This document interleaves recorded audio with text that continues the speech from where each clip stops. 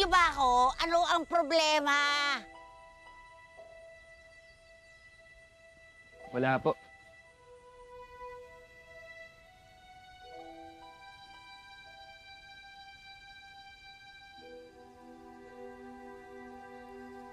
Mukhang siga yun ah. Sumbong mo sa teacher mo. Hindi po. Kaya ko naman.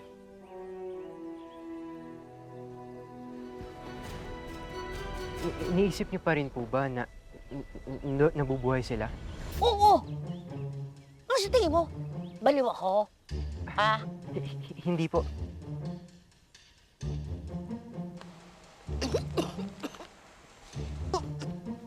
Ay.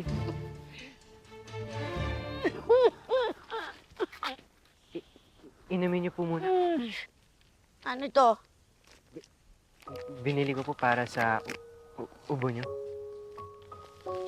Sige na. Pumasok ka na. Sige po. Iwan mo na ako dito.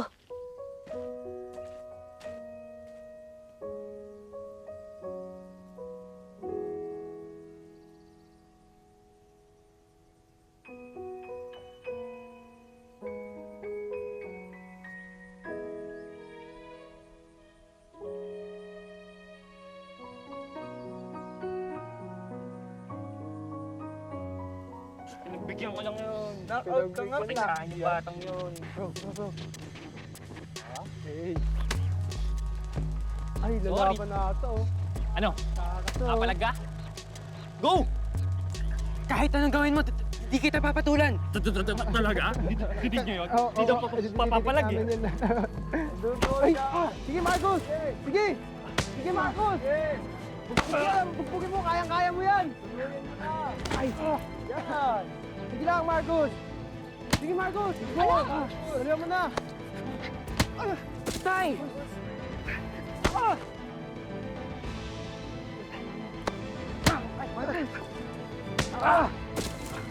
Tay, okay na po ba kayo?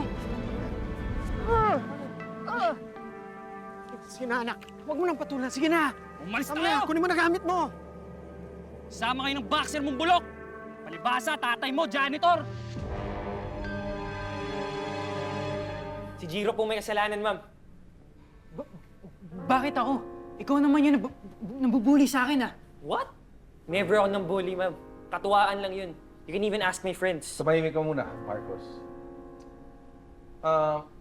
Kilala mo naman ang anak ko, Miss Sanchez. Naging estudyante siya dito since he was 5 years old. Alam ko po yun, sir, pero... Nagkaganyan lang siya. Mula nung pumasok dito, tumbatan po. Kaya I'm sorry. Dapat expel niyo siya kasi habang nandito yan, magkokos ng parati ng gulian. Sandali lang po. Sir, huwag niyo naman pong ipatanggal yung anak ko. Marcos, sorry talaga. Pasensya na. Jiro, humingi ka ng tawad. Sige na. Tay, Sige na, anak. pero wala Hindi. naman po tayong kasalanan. Hindi. Para sa akin na lang. Humingi ka ng tawad.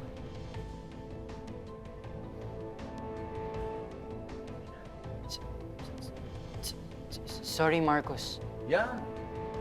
Ganyan dapat.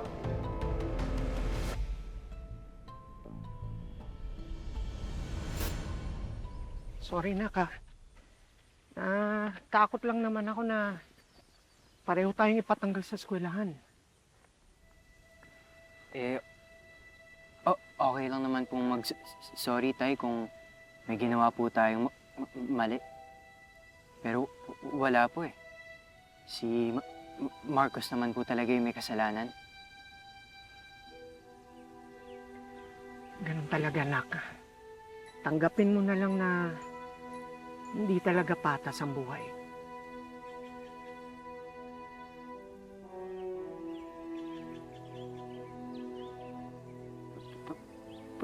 Pwede naman po maging patas kung ipaglalaban natin yung tama eh.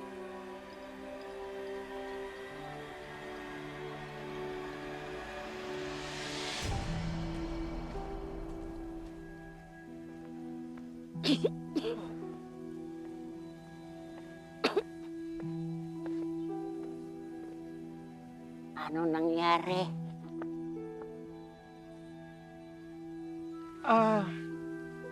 Si Jiro po eh.